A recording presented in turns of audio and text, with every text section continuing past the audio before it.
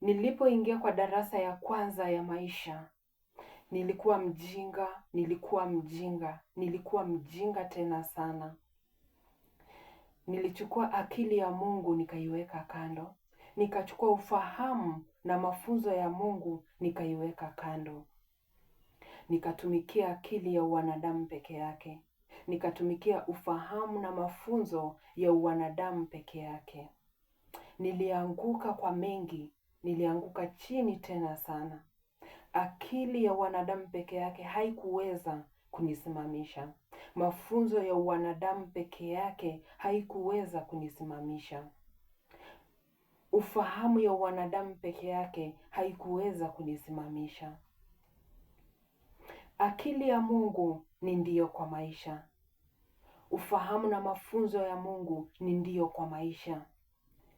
Ya Mungu mengi ni ndio kwa maisha. Tuzidi kukubali Mungu atuongoze kwa maisha yetu.